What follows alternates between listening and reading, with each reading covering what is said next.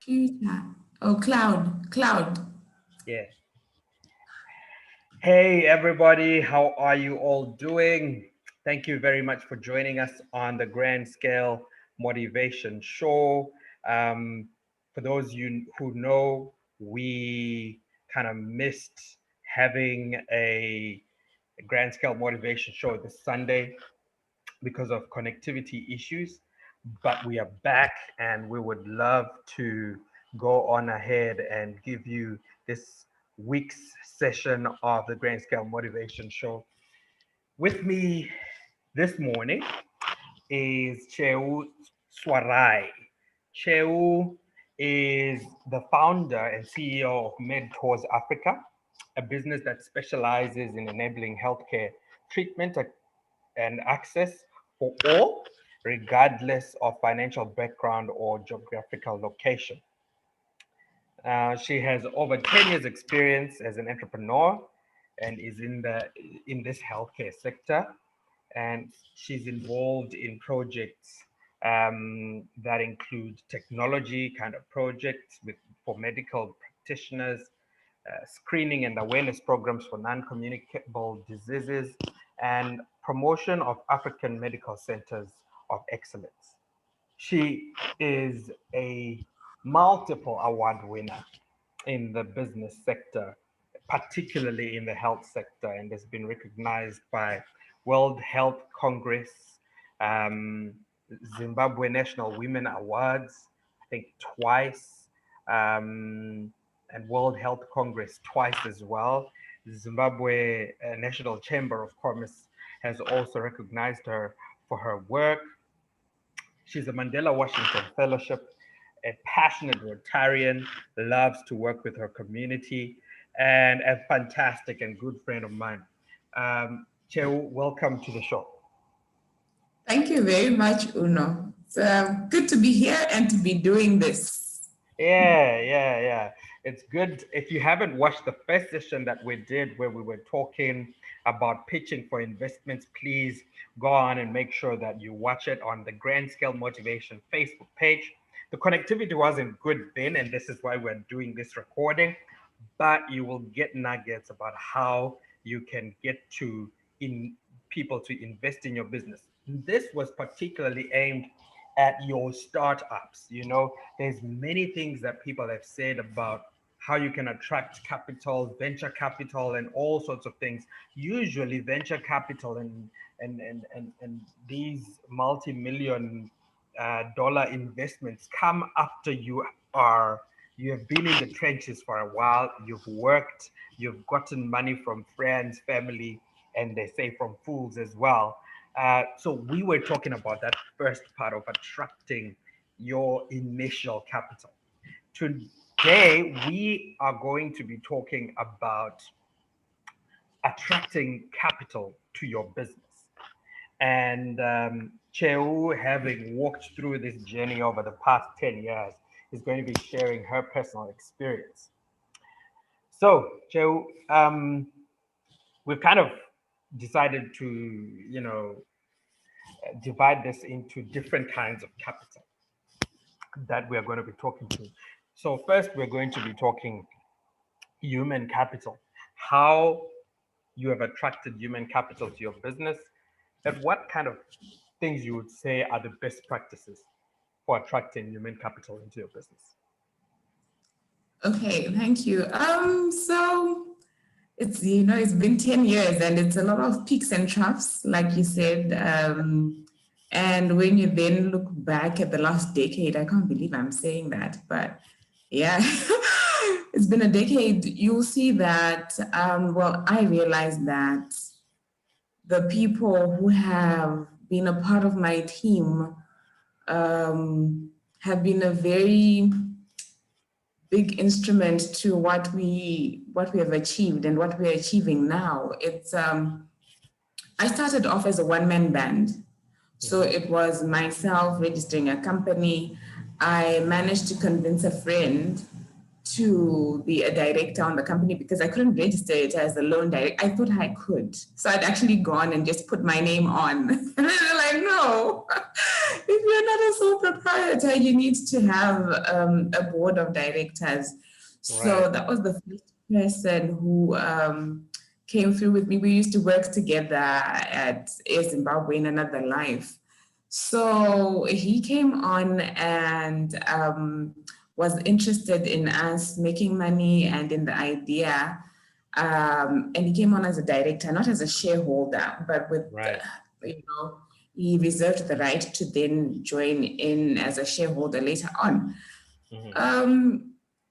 From there, I did operate, I think, for about 6 months just on my own.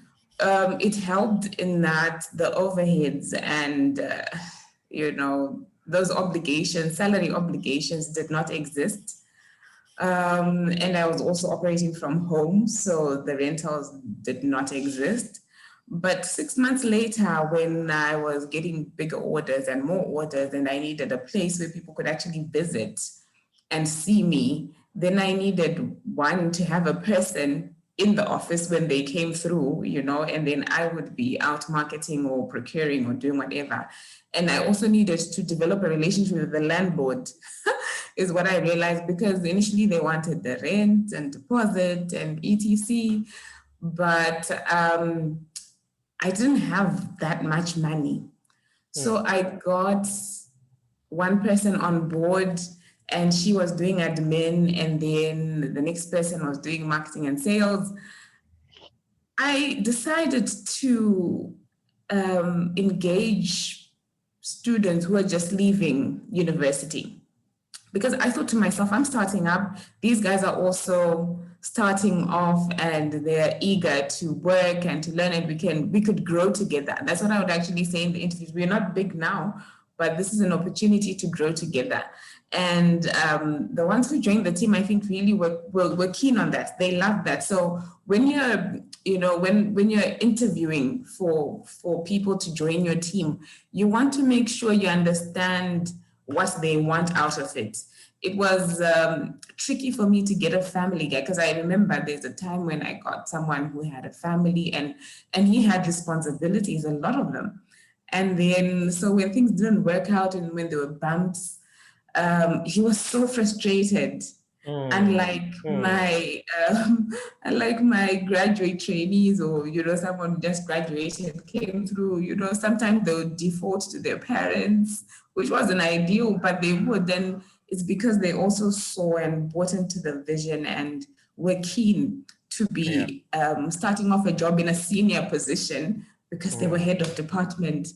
So human capital, it's really, and it's the relationships I've managed to build. I like to say I'm the best boss I know, but that's my version of it. We won't ask anyone else, but it's because I really do try to listen, to treat each person as an individual. I think it's actually one of my strengths, that I treat people as individuals.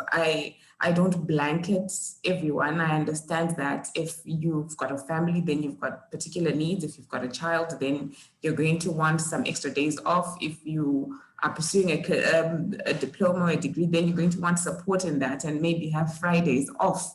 I don't know, one of my employees spent 2 years taking the Friday off because she was doing her master's. And she was happy in that. And she would say, you know what, at work, some people are not given these days off, or some people are forced to take unpaid leave. So it's all about looking at the individuals who work with me. When I like saying with me instead of for me, because it makes the company ownership, broader. With regards to investors and shareholders, there's also that human aspect of, they don't just come from by seeing the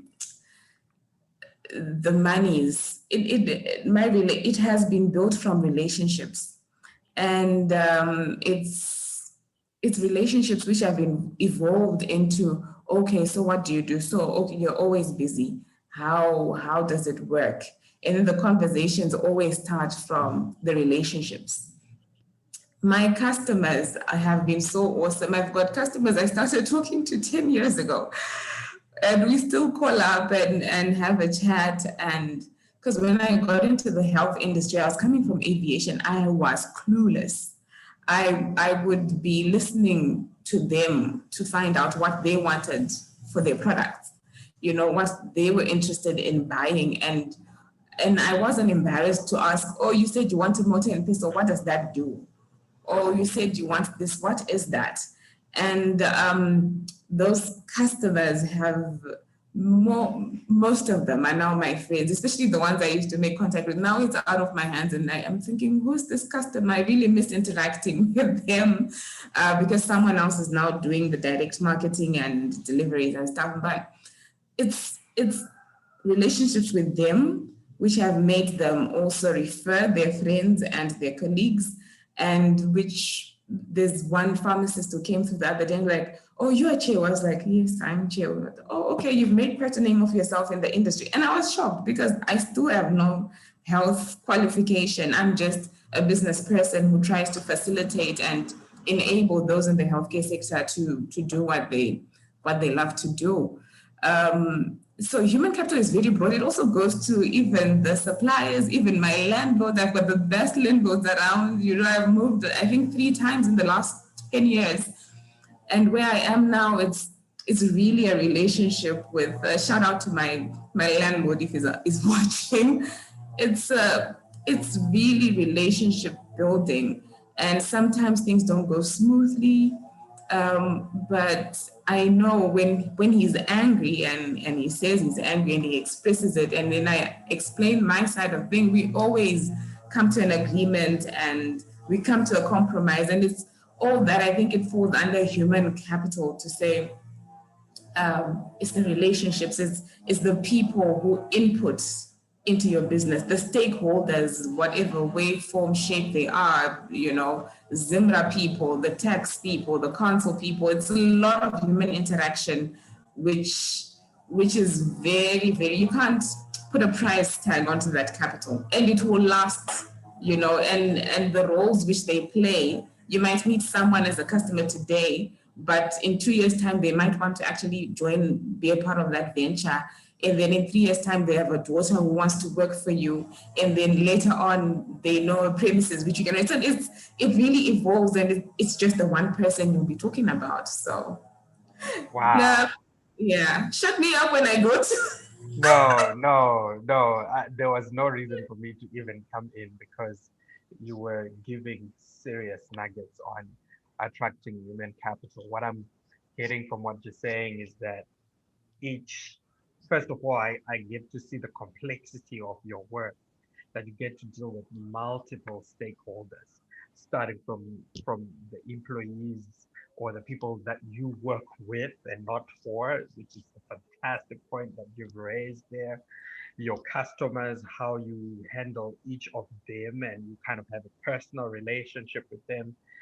Your Zimra people, your landlord or suppliers, and how you work with them, your investors. So, in your opinion, what's the key to um, what do you think has made you become the person that you are in terms of attracting these relationships? What key attributes or characteristics have you learned over the period that makes them keep on working with you in your business and supporting you in the many ways that they do? The one thing which I really fall back on all the time, besides what people might mention or good pitching, is the sincerity and authenticity of my interaction and of myself as a person. I am honest to a fault sometimes, I think, but mostly it's worked to my advantage.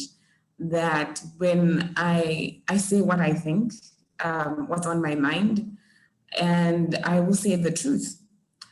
And it might not be a good thing on my part. You know, I might be exposing something that's negative, like, okay, you know what, last month I didn't make enough money and this is it. Or I don't know what other painful truths. Nothing comes to my mind, but it's just sincerity and authenticity. And I think generally people recognize that when you're Yeah. talking to the customers, the investors, definitely they want to be comfortable with the person Yeah. before they even get to open your books. And you know, there's some people who said this is not the idea or the figures don't make sense, Yeah. but they keep in touch. You Yeah. know, I've had someone I started pitching to 5 years ago, and we still have calls. And he hadn't invested, or actually just started investing last year, Mm. um, because he said to me, it doesn't make sense. The businesses don't make sense yet to me, but I believe in you, and I believe you're going to be a very good entrepreneur, um, and and use the experience that you've gained so far and the authenticity that you have. Don't start lying to people, and things will work out. And I think it's true. Most of the time, there will be times when you feel like you should have not revealed so much about your operations or about the strategy. You need to be careful, but I really am honest and authentic, and that's what has helped me keep that human capital, and it grows and grows. You know, it's really fun to look at my phone and I'm thinking, oh, I've got this guy's number. Oh, I've got this girl's number. And you also have to be able to give back. You know, sometimes it's, especially when you're starting out, you feel, or you might perceive that you don't have anything you can actually give to people. You feel everyone is senior, everyone has more experience, but you can actually bring something to the table for someone, and by giving them something, they'll appreciate you more. You Yeah. become part of their capital as well. So it's not that them are just contributing to you. You can actually sit down at the table and say what you're thinking, say your opinions out loud. They matter. They matter because no one thinks the same way you do, and no one thinks the way I do. I know. So I say what I think, and in doing that, I'm also contributing to someone's human capital, and I'm sincere, and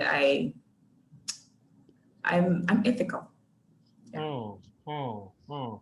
It's very interesting what you have said now about sincerity, honesty, integrity, and just being open, transparency to your people, and how it attracts them coming to work with you and investing their money either as customers, their time as employees, um, or their capital as investors, and and their space as landlords. It's critical that you have said what you have said, but I don't think that in many cases people would actually consider this as capital, but I'm sure it has saved you in many instances. What are some of the instances where you thought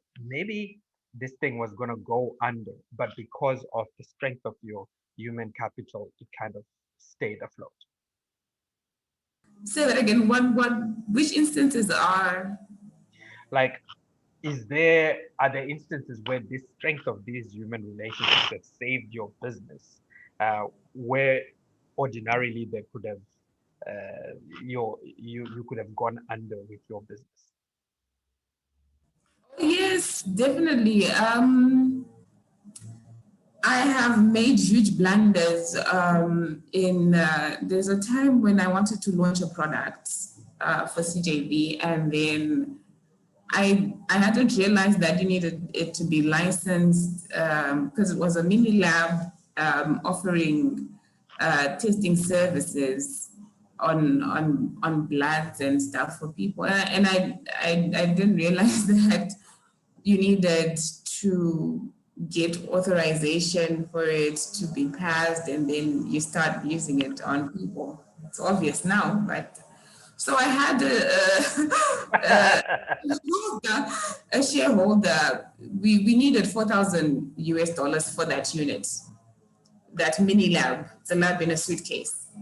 So we needed 4,000 US dollars. And then I actually also needed to go to India, because from my technical background, I thought to myself, I'm the one who should go and understand how this thing works. So he invested 4,000 US dollars, invested in my trip to India. I think I stayed there for about a week and a half, all the expenses paid and stuff. And I brought that unit home, and then found that we couldn't use it at all. So we haven't used it after a plus minus $6,000 investment from a shareholder. And it was within the first year that he had actually come into the business. And I said to him, unfortunately, we're not going to be able to make any money from this suitcase. He wasn't angry. Well, he probably was upset, but we didn't have a shouting match or anything. He was just, you need to do your research properly, Cheu, and right? Lessons learned. The next time, and I've forgotten, this was about 7 years ago. The next time I had an idea, and he was the only shareholder at that moment, at that time, I went to him, and then I pitched another idea, and like, yes, let's do it. And he didn't, sit me down and start asking 1,001 questions. Last time you didn't do this, have you done this? He just trusted that I had learned, I'd been burnt, I'd burnt his money. But he just trusted that I'm being honest about this next deal, and that I've done my homework, and I would communicate also to him. So it's that trust, which I don't think, if I was advising someone, if a friend had come to me and told me that, I invested in this girl and I gave her 6,000, she came back and said this thing can't be licensed, I would have told that friend to say, why don't you step back from from this person a little? But he came through, and I'm sure he was talking to people. You do talk to people about such investments, but he did come back, and we continued to be partners. And it's also, sometimes and I'll speak about shareholders again. Sometimes I haven't managed to get the reports out to them on time. Sometimes I haven't managed to, get the financials, have sit-down meetings with them. And I think if I wasn't the person that they trusted, they wouldn't be happy about it, and they would probably have quit. I've had one person quit actually from my board because she wasn't happy with the way I was reporting. But overall, those who have stayed on is because they've also trusted me to act with integrity. And because being a director on someone's board also has implications. If something goes wrong, it's your name. And if you're not privy to the reports and everything else that's going on, you really are relying on trust. So in those respects, it's really come out right with the customers as well. Sometimes deliveries, and these are the COVID times, supply chain has been affected so much, and I didn't quite comprehend to what extent initially last year in March. So get people to prepay, right, for their orders, and then you tell them of the lead time, be like, 7 days, though, the stuff will be here from India or wherever. And then 7 days later, the stuff hasn't gotten on the flight. It's really, then you fall back onto your relationship with that customer to say, you know what, this is what is happening. I sincerely apologize. I will keep you updated. And then when they come back after you have obviously inconvenienced them, then it's not just it wasn't just a once-off thing. It's not a Yeah. transactional thing. Yeah. It's a relationship built with those Mm, clients, mm. and yeah. It's, Wow. Geez, I'm learning a lot from you with regards to attracting capital here, and you are, as the one theme is coming through all the time, and it has to do with relationships, relationships, relationships. Now let's dig deeper into this shareholder getting financial capital into into the business. You've already dealt with how to work with shareholders, but perhaps you could shed more light on what kind of capital you can get. I know people can invest in your business and you give them shareholding. How have you managed to think through that? Or maybe some can come in and invest a little bit for a particular transaction and give it back. Which ones have worked for you? Which ones, yeah, as a startup in the past 10 years, what has been working for you? um, so I remember I mentioned it in part one, but initially it was people believing in what I was doing and recognizing that there's potential and Yeah, seeing a return on whatever money they put in, that they volunteered their money yeah, and said, can we invest? I've tried pitching along the way for bigger amounts and proposals. It's really writing things down is not my strong point at all. And right now, as we speak, I think what's working well, and which is something I could have probably, if I had known about it initially, I would have gone that route instead of offering shares. I would have offered transactional investments because that's what I'm doing at the moment. Sometimes I'll get an order which is large and I don't have enough money to purchase the supplies, and these days when someone wants something, they're tired of being disappointed by suppliers. They want you to deliver and they want to purchase things when they can see the stock already. So the days of prepaying are now fewer unless it's an old customer who's known you from before. So financing those orders upfront has been what I've been offering to people with money. You've got friends, you know a friend. Usually, most of us know a friend or a relative who's got money and who would be interested in multiplying. In a return on investment, everyone would want that. I would want it. So it's about me approaching them and really being very transparent about the deal. You know what, Uno's company has said they want 10,000 face masks, and I only have money for 2,000. We are buying the face masks from this person. I'm going to review if I'm going to still continue dishing out my suppliers, though there are repercussions of that. But I've been honest to say we're getting the mask from this person, and then we're going to sell to Uno at this amount. And from that deal, we'll give you back what you put in, and then we can share 50-50 on the profits. So I've been generous. It's also important to be generous, not to be stingy with the money you actually don't have. So I like that statement. Being stingy with the money that you don't have. such a risk. You'll find someone might think, oh, 50-50 is too large because you've done the work, you know the supplier, you're the one with the paperwork, you're the one. But I'm thinking, it's 1,000 more than I had. And if he's got 1,000 for putting his 2,000 in, then the water off my back. It's really okay. You have to let go of trying to go huge, maximizing on the profit by yourself. If you don't have the money, you don't have the money. Yeah. So offer the next person something they will be happy with, because you want to get them interested in the deal. And you also, because I realized I don't want them to be involved in 9 years, because to have to explain to someone when you're selling shares that these are the liabilities we have and this is what we want to do takes longer for them to do their due diligence. But if Yeah. it's just the one transaction and it's spelled out clearly to them, Yeah. sometimes the people will actually follow after they've given you the money. And this is what has happened. Okay, here's the money. Can you just write me an email or write me a message just confirming exactly what you've said and when we can expect the money back?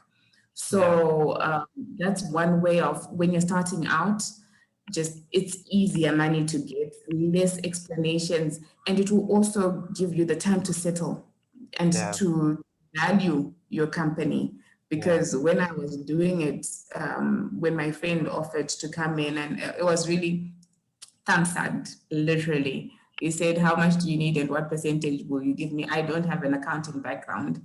So I said, "Okay, I need X amount. I will not share that."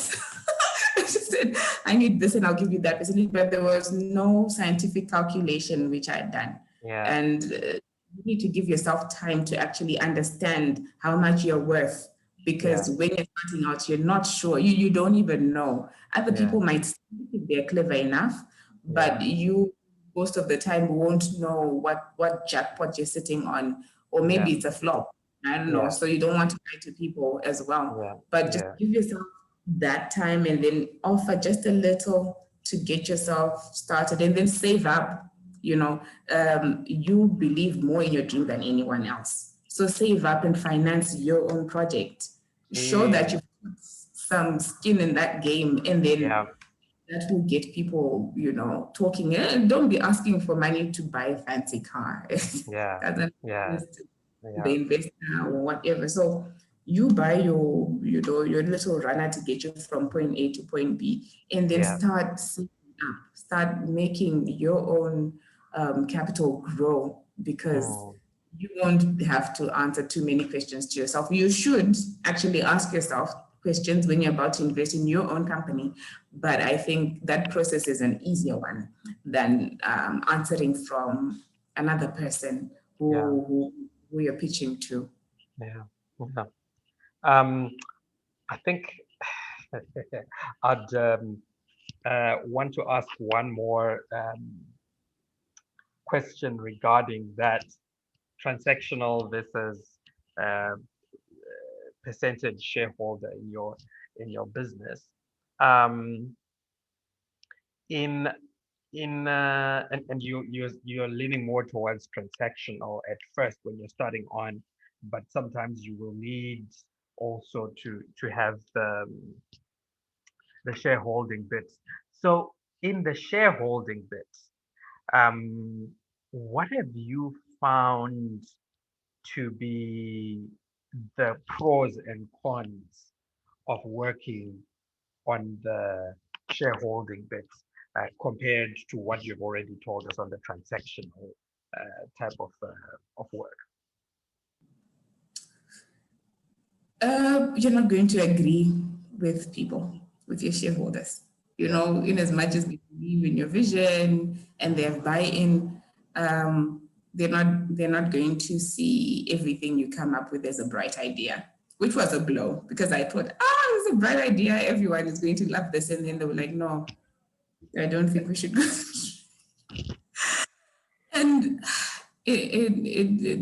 those meetings have been so frustrating, to think, how come you don't see this? And I see it, right? I see this working this way, but then you just invite them to the table, and they'll say, no, we don't think that works, or no, why do you want to do that too quickly? Calm down, do it this way. So um, it's an advantage, it's a disadvantage. Sometimes they might be right. I say that because I haven't seen any instance where they were right and I was wrong. But anyways,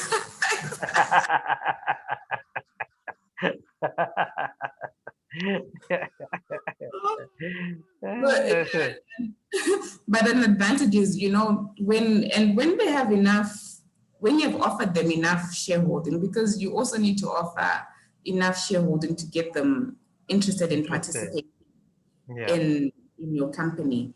yeah, The skill set you will get from that person, yeah. and their advice and their experience and their network, Right, right. is going to make your company grow. Because Yeah, then it's not just about Cheu and who she knows and what yeah, she knows. Yeah. but you've just expanded that automatically to two, three other people who Yeah. bring in their experiences, their networks, their capital, whether it's human, social, or financial. Yeah. They're going to contribute to your company. So that's a very, very big plus. And when Yeah. you're actually offering that shareholding, you need to keep that at the back of your mind that it's not Yeah. just the money they're going to put in. Yeah. Um, There's if you more. yeah, there's more to that shareholder. Yeah. Him being interested or her being interested in coming on board Yeah. is a good thing. So keep Yeah. them interested. Don't just get their money and then close off on them. You lose out. You will Yeah. definitely lose out. You can gain more by having them fully participate. Yeah. And then there's just the big disadvantage of you not going to get as much dividend as you're going to get when you're on your own. But But then again, of the money that you didn't have, you've gotta give back. Yeah. yeah, Okay. yeah. Um. Dividends. You've just put in a word there that we just want to explore a little bit before we talk about your coaching business. Uh, Dividend. How have you been managing to handle that?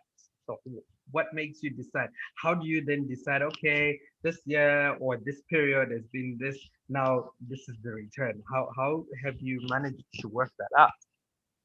I've been super fortunate in that I don't get the shareholders asking. And oh, another thing is I'm the majority shareholder. I've always been Yeah, the majority shareholder. So what I say goes. yeah, yeah, yeah, But it's, when we're in meetings and stuff, I actually say it's let's just vote and we've got equal votes yeah, most of the times, yeah, unless I'm really passionate about something which hasn't happened. So I reserve the right to then say no, no, no, guys, I'm the majority shareholder, but I've never had to do that, and yeah, I don't see myself having to do that. So we made a decision to, and this is always important as well when you're doing these shareholding things, put it on paper.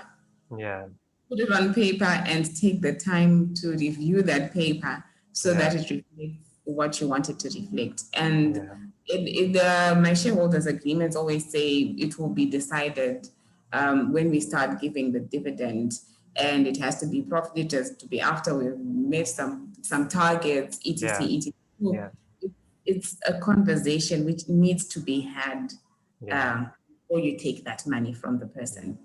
yeah, It's that shareholders agreement has to speak about what exactly you expect yeah, if it's outside the financial, which I talked about, but put it on paper yeah, because you don't want to sweat by yourself and then yeah, have someone just come and start dictating things, and you're feeling like they don't deserve it. But yeah, sometimes they deserve it because when you yeah, sign the piece of paper, you didn't specify that they needed to put 4 hours a week yeah, into looking over your papers. If they have an accounting background, I'm going to say, I need you to be supervising this branch of the yeah, company because I yeah, don't have a background. So yeah, felt that the expectations are out. yeah, Um, if you delay in giving the shareholders dividend, then there's what we call shareholders fatigue. yeah, About this term when I was talking to my accountants the other time because we were outsourcing, and she's like, Cheu, you're going to have shareholders fatigue yeah, because look, they keep putting money in, but you haven't been giving money out. yeah, So I just stop asking for money and let the company start generating money to reinvest in itself or start giving them something. yeah, Um, but yeah, it's necessary to reward yourself as well. yeah, Yourself as well, because I sometimes want to reinvest. yeah, Um, but it's important for me to take out a bit, and it feels good to buy that handbag, to yeah, purchase that stand, yeah, to buy that perfume. It could be something small, yeah, um, but it could be something big. But you just take out from that company so that you can show yourself that it's sustaining you, yeah. and then you can show the shareholders that it can actually also sustain them as a Fantastic. passive income stream. Wow. Yeah. I don't know about you, but I think this was supposed to be the way it is. today we were supposed to talk like this and then post it later because I'm sure we're not going to get all these nuggets as we are getting them today. Now, something I'm super excited about is the program you are doing now, or the venture you're having now, to give back to the community and start coaching other upcoming entrepreneurs. Do you want to talk a little bit about that, and what that looks like, and how those who want to get involved with you can get in touch with you? Yes, definitely. Thank you for bringing that up. So, experience is a good teacher. And especially when you don't have the background which people expect you to have, just learning from doing things is very good. What I think is also even better is learning from someone who's been through the same thing, so that you don't have to make the same mistakes I've made, or what the same mistakes the next person has made. So you form your own experience by starting off at a point where you can pivot and leverage from someone else's experience.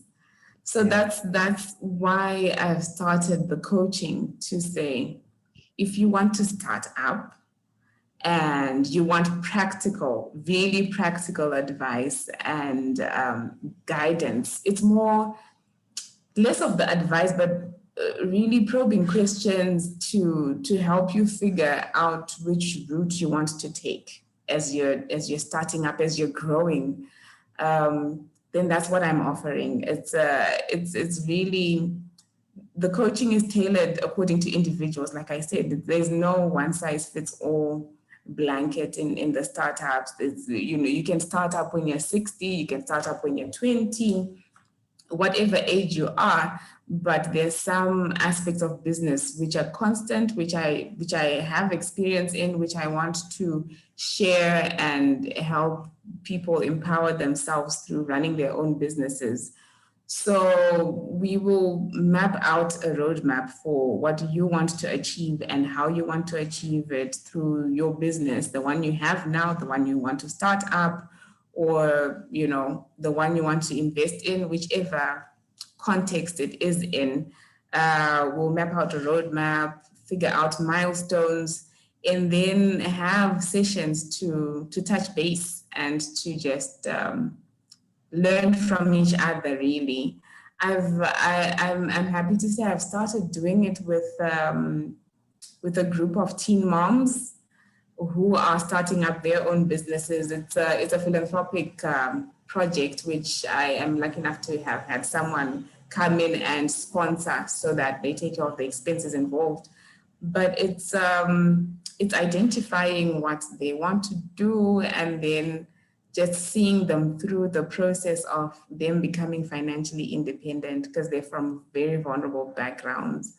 And it's rewarding. It's really, really rewarding. And if you can't tell, I like talking. So it gives me the chance to talk and share. So yeah, and people can get in touch with me on my email, Cheu Pswarayi, and that's how you spell Pswarayi, at yahoo.com, or my Facebook page. It's my personal page, so you have to be friends. It's Cheu Pswarayi, and my Twitter is also Cheu Pswarayi, and my LinkedIn is Cheu Pswarayi. So I've got an Instagram page. I still to come to terms to posting on it. So. But LinkedIn and Facebook are where I'm most active, and my email as well. So it would be fun to hear if people are interested, or you can actually drop a comment in the chat box below this conversation, and I'll follow up and I'll pick it up from there. Fantastic. Ladies and gentlemen, um, this has been a wonderful, wonderful interview with Cheu Pswarayi, an entrepreneur, a multiple award-winning entrepreneur. What stands out is her sincerity, her honesty, and her passion to help out other people. She's also a speaker, a trainer. Um, please, if you have any entrepreneurship thing going on, book her. You will definitely get value for money, not just from the eloquence, but from the experience gained over 10 years in the health industry where she has been working and she has created a name for herself. Cheu, thank you so much for joining me on the Grand Scale Motivation Show. I'm sure this one will go on record as one of the best interviews that many will keep going on to get ideas of how to grow their business. Folks, thank you so much for joining us. I'm super, super excited to um, have you around. And thank you so much. Let's keep sharing this. Let's meet in the next week and speak about how to multiply your value. There's so much more coming on from the Grand Scale Motivation team. Keep your eyes open. We'll be sending through information to you. There's so many programs coming up, and I'm super excited sharing them with you. But for now, thank you so much, Joe. It was lovely talking to you. It was And good being here. Thank you, Uno. fantastic. Super. Good morning, good afternoon, and good night. Cheers.